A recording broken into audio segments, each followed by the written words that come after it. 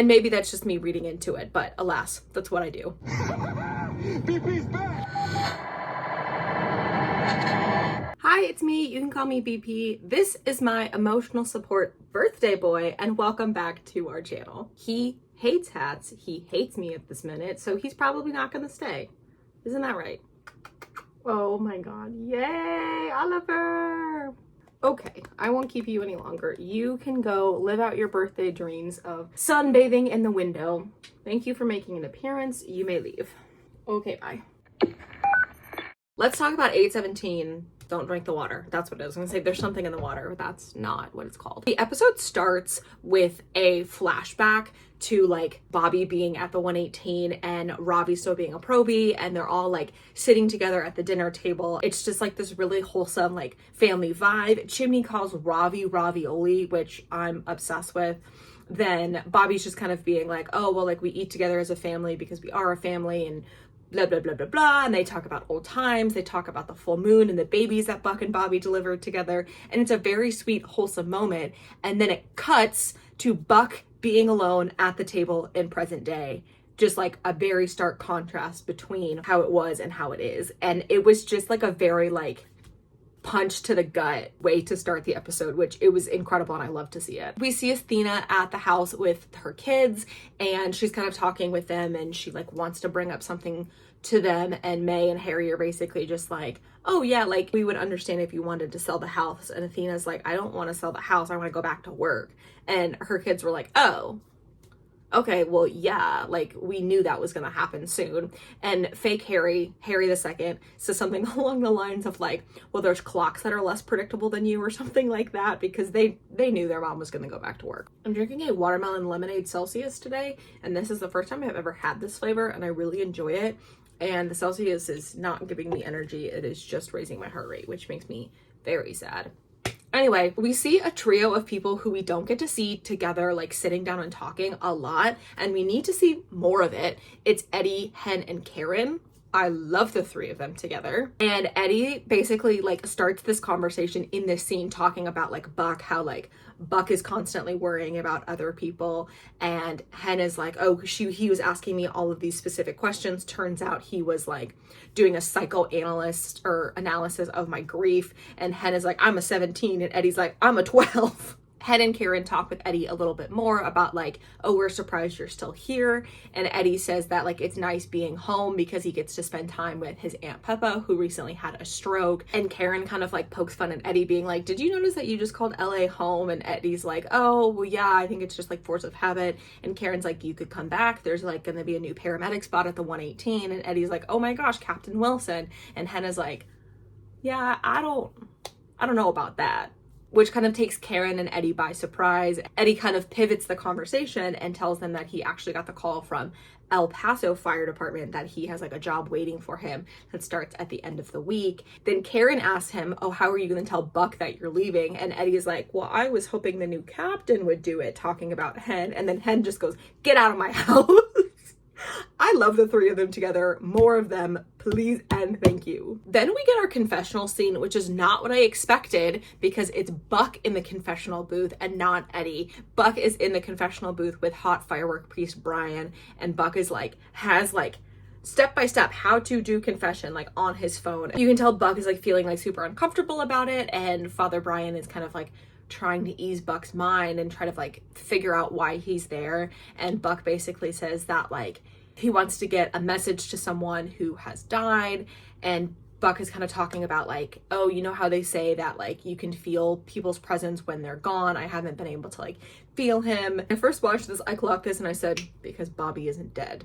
Feel loved ones after they died, like their presence, you know? And I keep on hoping I'm gonna feel his, but so far, nothing. This is usually when I go to him for advice. Because he's not dead.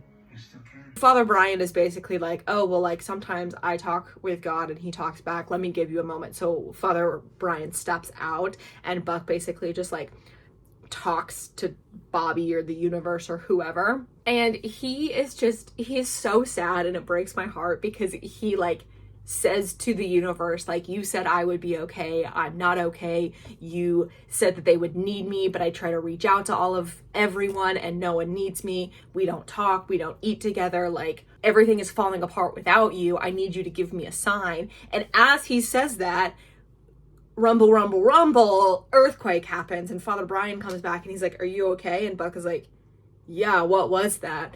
And he's like, oh, it was like a 2.8 out of North Hollywood. And Buck is like, or it's a sign from Bobby. Which, crazy. It could be a sign. I think it could be a sign. Yeah.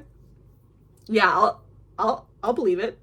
We then see like this weird shot of like this like water conservatory power, I don't know, water tank thing, that because of the earthquake something like shifted in the ground and we see all of this bubbles, and it's, so that's like what's going on. We get one of the calls from the episode, which is in a dentist office, and this woman has like a cavity that she's getting a root canal for, and they like put bite blocks in her mouth and they start to like fix it all up, and she's like in a lot of excruciating pain, which I was watching it and I was like, if she says she has all of this bad tooth genetics, wouldn't she be used to having all of these root canals by now?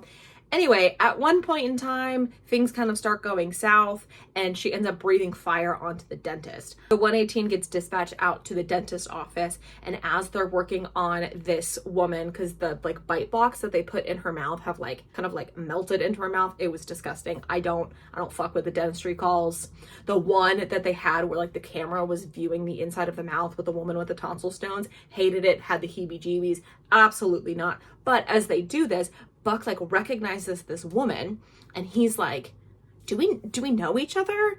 Like, are you an actress? Do you go to my gym? And the woman with the bite blocks is like, but Buck is able to recall that she's actually the same woman from years ago that overdosed on like tooth pain cream and like turned blue, that we saw on the show. And they're like, oh my god, yeah, the Smurf. They're able to save the dentist, save the tooth lady, and everything is all well and good. We transition to Athena, who is back on the job, and she gets called to a robbery, but it's not actually a robbery. It's a guy in an apartment complex who's pissed that his clothes got moved from the washing machine, and he basically tells Athena like, oh, it's that creep who just moved in. She goes to the creep who just moves in's apartment. Guess who it is? It's Graham. It's Cart Cop.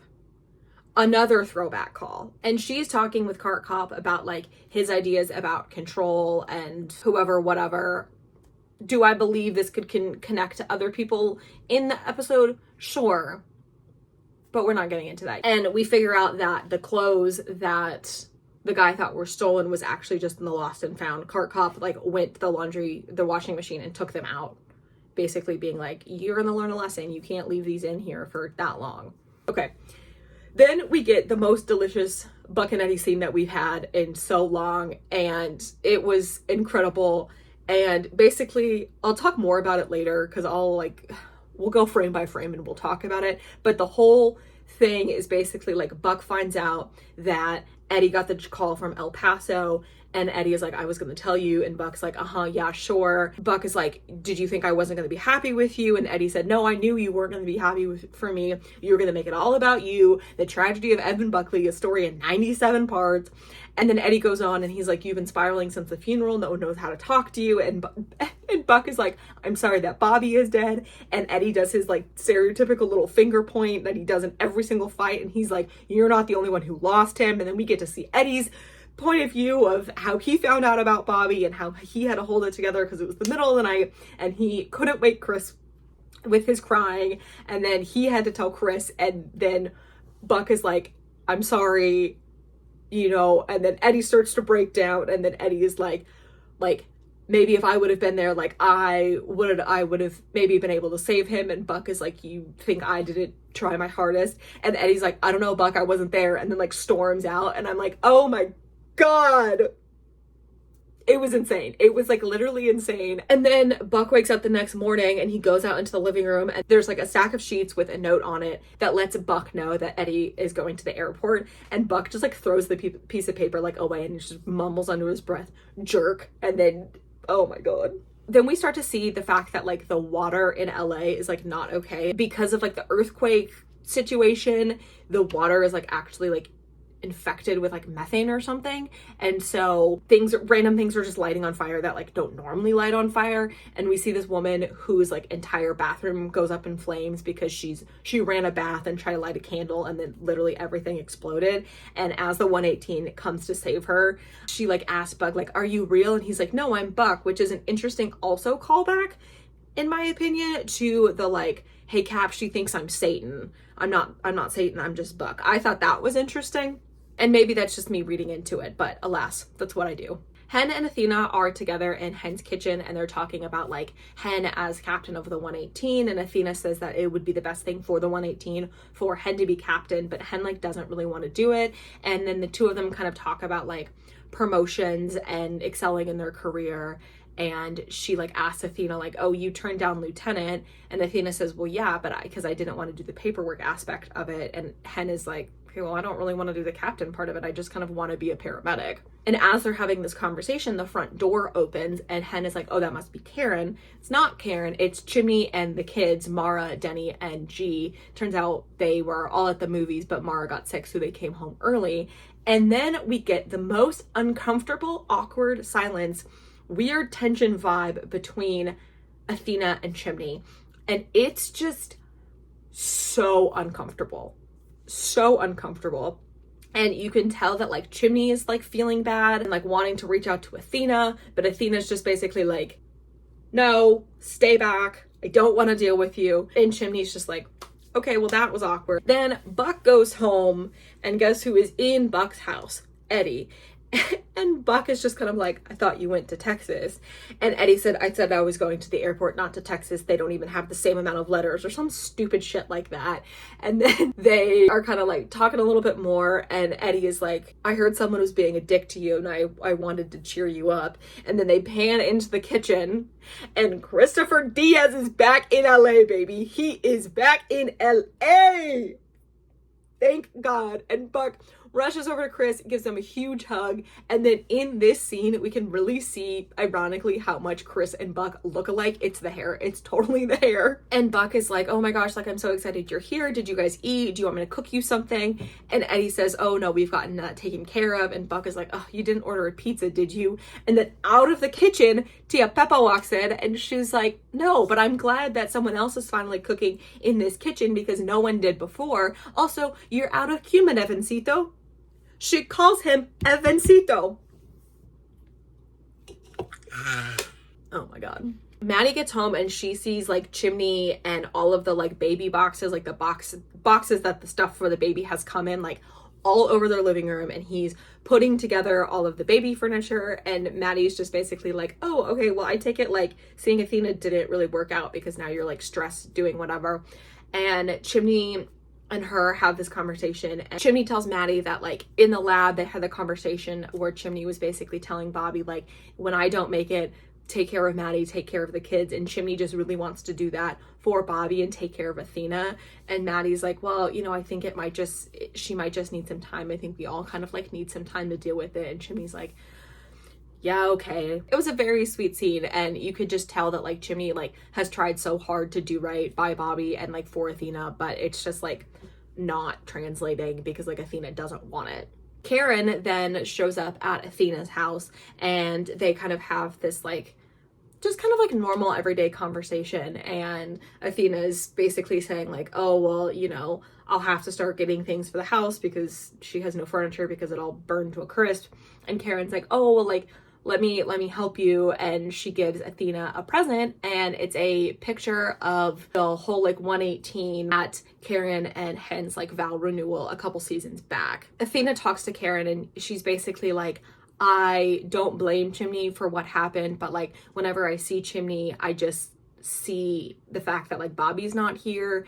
And they have a sweet conversation about that, and Karen's basically just saying like, Hen loves both you and Chimney, and she doesn't want like this huge rift to like grow between you that can't ever be mended, and she doesn't want to be caught in the middle. She loves both of you. Athena's basically just like, yeah, I get it, but like right now I think all I can do with Chimney is just be professional. Like it's like not right now. And Karen's like, okay, like I get it. She says like the sweetest thing on the way out, and she is talking about the picture, and she's like, oh, when people come over, they ask about the picture and who's in it, and I never say like, oh, those are Hen's co-workers. I say that's my family. Back at the Buckley Diaz house, we see Buck and Tia Peppa in the kitchen kind of like having a heart-to-heart, and when I tell you, the one line that made me lose my brain, lose my mind, same thing. Buck is like looking out into the living room, and he's like, oh, it's so great to like see them back together again. And Tia Peppa is like, yeah, that's a testament to our Eddie. Our Eddie, because I, as his aunt, have relations with him because he is my nephew, and then you, as whoever, also have relations with him because you are whoever. He is our Eddie. We have, right, she's basically saying, yeah, we're all family here. She then kind of talks with Buck about like recovery and moving on because of her stroke, and she's basically saying like, oh, I wasn't even like, I couldn't even move my hand, I wasn't even sure I could walk again, but you have to like embrace the change and kind of just like go through it. It's a really sweet heart-to-heart, and she calls Buck like the sweetest little nickname, and it's really just cementing the fact that like Buck is a Diaz, and it's incredible, and I loved every second of it. We see the firefighters actually fighting fires in this episode, which is amazing, and they get called out to a fire at a recycling plant because of like the methane water, it like lights on fire, and they're trying to get it under control before the fire moves to the battery section of the recycling plant. And they've like run out of water on the truck, but they need to get like more water from somewhere else, and so they call in this huge like bucket brigade, and they're able to put out the fire. And I thought this was like in my opinion, I thought this was kind of like a callback to the Blackout. I think that's when it was, where it was like the little boy on the ventilator, and they use like extension cords and like Christmas lights to get power to the little boy's ventilator. And I thought it was very sweet. It made me want to cry. Something about teamwork just like chokes me up. I don't know why. Back at the 118, we see Hen and Chimney with their takeout, which is just another like stark difference about how things have changed around the 118. And Hen tells Chimney that she's turned down the captain's job because she wants to be hands-on paramedic, mom, wife, and she like doesn't feel like she could do that while being a captain, which honestly I respect, and I think that she's absolutely fair in that decision. Sometimes you don't want to be the boss. Sometimes you just want to do what you know how to do. Anyway, we then finished the episode with Athena getting called back out to the apartment complex with the cart cop because there was another incident with the laundry. She like kind of gets it sorts out and like walks out of the building and calls into dispatch to like let them know that like everything was handled. And as this happens, there's some sort of explosion in the building, the apartment building, earthquake maybe. I think it's just an explosion, and like the building like collapses and goes everywhere. I thought Athena got trapped in her car and like got hit by rubble, but she didn't. And Athena is like, okay, well, like send backup, like people are trapped in this building, and then that's where it cuts off. And that's the lead-in for Seismic Shift, the season finale. Looking forward to the season finale. If you have not seen the promo, I'll insert it here. 911, what's your emergency? The whole damn building just came down. Send everybody. Next Thursday on the 911 season finale. How does anyone survive that? That's our job. You all right? I got 2 trapped. 1 bleeding out. 118, evacuate now! Hey, Chimney. Yeah. This was our way out. We're trapped. The 911 season finale next Thursday on ABC. And I think this is going to be really interesting because I think it's going to do a lot of like forced proximity trope of like Athena and Chimney are going to get trapped together, and they're going to be forced to talk about whatever, and then Buck and Ravi are going to be together, and then at some point in time I think Eddie comes back, so we're gonna have to see that. I really hope that like this episode is like 60-40 or like 70-30 of emergency and then like other personal things, because like from the behind the scenes I think we're getting like some Henren scenes maybe, and maybe like I don't know, but I kind of, I don't know. Last season, I said I really, really, really wanted a cliffhanger. I don't want a cliffhanger this year. No. wrap up the storyline in a cute bow and leave me with like a little bit of excitement for next season, but do not leave me on a cliffhanger. I am still clowning about Bobby in the government lab. I am still clowning about Buddy Cannon, of Eddie coming and rescuing Buck and confessing feelings that way. Still fully on board with those. We shall see. We shall see. I did do too much yapping in this video, so my more expanded thoughts about the episode are going to be in a different video. I've linked it up there and in the description box. What did you think about this episode? Where do you think we're going for the season finale? What do you hope for the season finale? And what are your hopes for season 9? Because that's coming up in a couple months, which is crazy. Let me know. I'll see you in the comments, and I'll see you in my next one.